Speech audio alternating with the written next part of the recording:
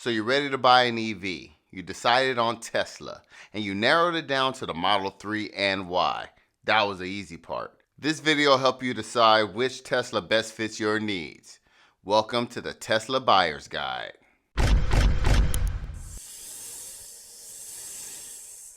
Welcome back to the Culprit Pit. Whether you're a longtime viewer or a newer subscriber like Robert Davidson, I see you.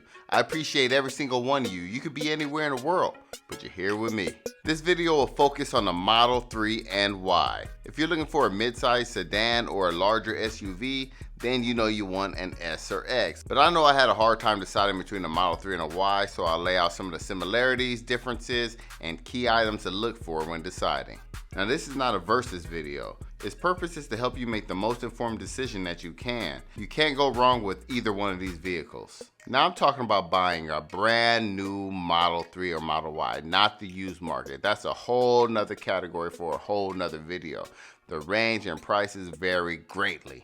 I always like to start with budget.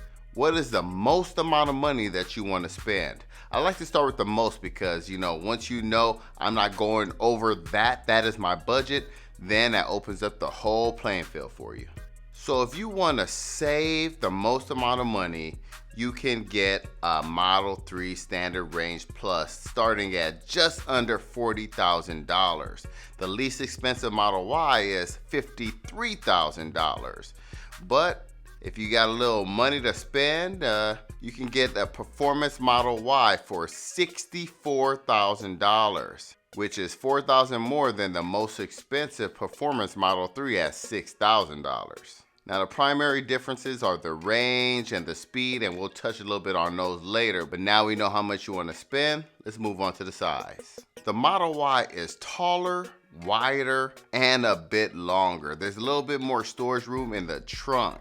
Now, if you need a 7-seater, the Model Y is the only option for you. And that's the long range model, not the performance. I'm 6 foot tall and I don't have too much trouble getting in and out of the Model 3, but I did sit in the Model Y in a showroom and it was a little bit easier for me to get in and out of. Now, some people think this next category is the most important thing, but I think once you start with price, then you can work your way around to range. You can never really add a substantial amount of range after you purchase a car. There have been updates that'll give you a little boost, but not very much, so choose wisely. The first thing I like to do is calculate your commute, your daily commute, and not just to work and back, but any extracurricular activities you might want to do after work. Something that's in your routine, going to the grocery store, taking the kids to their sporting events, things like that. And then at the end of the day, you can charge it fully. Now, I'm not talking about road trips here because the supercharger networks are great and they're everywhere. And they're both Tesla, so it's pretty comparable. But just your daily commute. Now, if you do take frequent road trips, that's different. You might want to go for longer range model. Just know that the longer the range is, the bigger the battery it is, the longer it'll take to charge. Not by much, but a little bit longer. But having that extra range for longer drives is pretty nice. The Model 3 Standard Range Plus has 263 miles, which is the lowest out of all of the vehicles. The performance model is at 315 miles and the long range has 353, which is the most amount of miles out of the 3 and the Y. The Model Y performance has 303 miles of range and the long range is 326 miles. Now remember, they recommend you don't charge your battery to over 80 or 90%, so make sure you factor that in when you come up with your daily commute. Now that you figured out your range, we gotta talk about performance, if you care about that kind of thing. So do you have a need for speed? Any Tesla is fast and fast enough. But do you want that little extra oomph or fun? Well, most people I've talked to and videos that I've seen, having that extra power from the performance model is great, fun, exhilarating, but they don't use it that frequently, right? So paying that premium may not be worth it to you. Think about it. How often will you use it? The Standard Range Model 3 has a 0 to 60 of 5.3 seconds, which is plenty fast enough. This is the model that I have. Now I use that speed just to get me out of sticky situations, get me out of harm's way to maneuver at the right moment. So 5.3 seconds 0 to 60 is, good enough for me personally.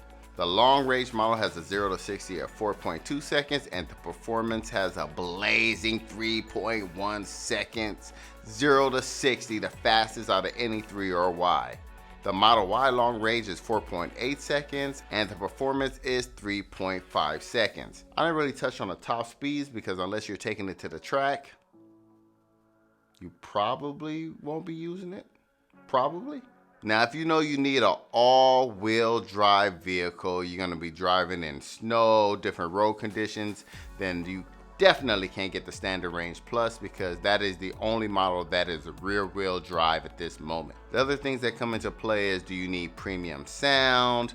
The Standard Range Plus does not come with that, or floor mats, things like that. So you are saving money, but at a small cost here and there. And then the last thing is customization. Now this is just purely preference at this point.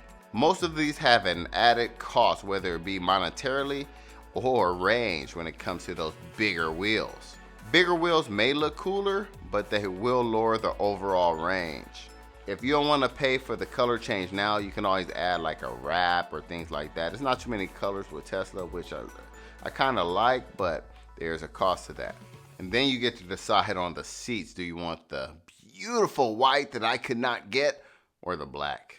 Black is cool too. Once you decided all that, it comes down to whether or not you want to get full self-driving. In the past, I've learned not to buy technology today with the promise of what it may do in the future. The price has gone up since I had my Model X from $7,000. It is now $10,000. And the auto steer on city streets isn't released yet, so that's what I'm kind of waiting for. They do have a subscription model that's $199 a month, but again, auto steer on city streets isn't available yet. Think about if this is something you will use on a regular basis, or if the included Autopilot is good enough for you. It's good enough for me so far. I made a video about the subscription model and the included Autopilot. Those links will be in the description. Now that you've decided what you want, you go on the website, you configure your vehicle, and you put down your reservation fee. Then you wait. And wait. And wait some more. Be patient. It's worth it in the long run, in my opinion. For my Model X, they actually called me way earlier than expected and said, hey, we have a model that fits your description. Do you want it today? And we said, yes, we do. So you never know what might happen. If you found this video helpful, you can use my link to buy your Tesla. You will get 1,000 supercharger miles. I will get 1,000 supercharger miles. And I feel like I'm actually helping people out there. Hey, let me know if you have any questions or comments. Thank you so much for watching. And don't forget, Cobra told ya. All right, y'all.